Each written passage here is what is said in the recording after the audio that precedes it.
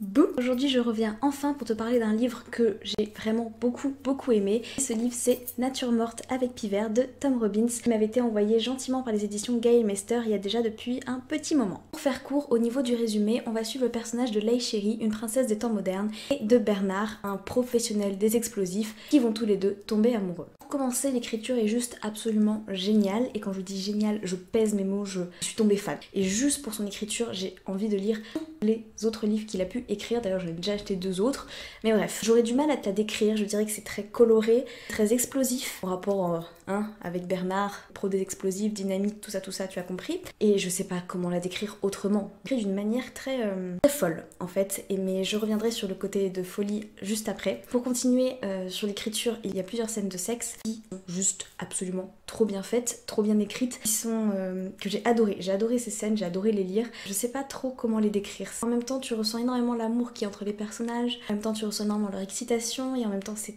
un peu drôle, c'est un peu mignon. C'est très bizarre à décrire, c'est plein de choses en même temps. Et je pense que c'est comme ça qu'il faudrait que je qualifie l'écriture de l'auteur de manière générale, que c'est plein de choses en même temps. Et ça donne pas une espèce de bouillasse chelou, non, ça donne un truc trop cool. Par exemple, pour décrire ce que Leigh Cherry a entre les jambes, il va utiliser le mot de abricot coquillage.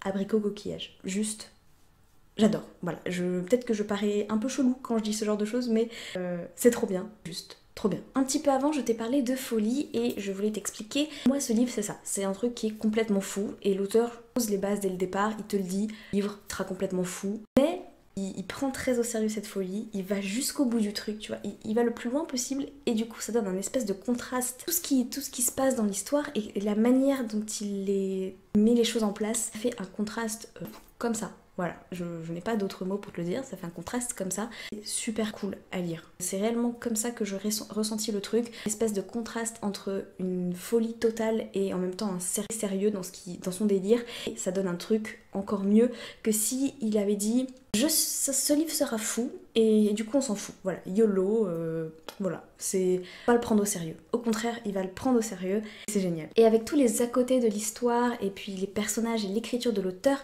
j'oublierais presque, tu vois, que j'ai lu une romance. Parce que tu vois, moi, pendant un petit moment, j'étais un peu fâchée avec la romance parce que j'en avais trop lu d'un coup et du coup ça m'avait un peu gavé.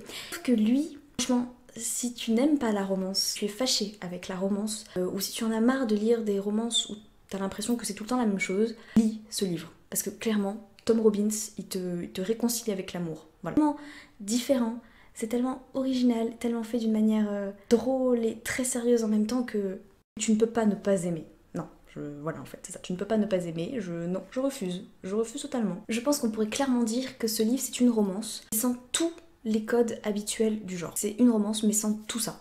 Voilà. Et du coup, c'est trop bien. Après, au niveau des personnages, je n'ai pas grand chose à rajouter, je pense. Ils sont tout aussi déjantés que le reste du livre. Ils sont super cool. En résumé, je crois qu'il va très rapidement devenir un de mes auteurs préférés. Comme je te l'ai dit, j'ai déjà acheté 2 autres livres de lui. Et ça risque de continuer. Donc voilà, cette vidéo est terminée, j'espère qu'elle t'aura plu. N'hésite pas à me dire si tu as envie de lire ce livre. Et si jamais tu l'as déjà lu, n'hésite pas à me dire ce que tu en as pensé. J'attends tous tes avis en commentaire. Une autre vidéo, mes lectures, arrive très bientôt sur un autre livre des éditions Gail Mester. En attendant, je te fais de gros bisous et je te dis à bientôt. Bye! Hear me when I come, baby. King of the bongo, king of the bongo.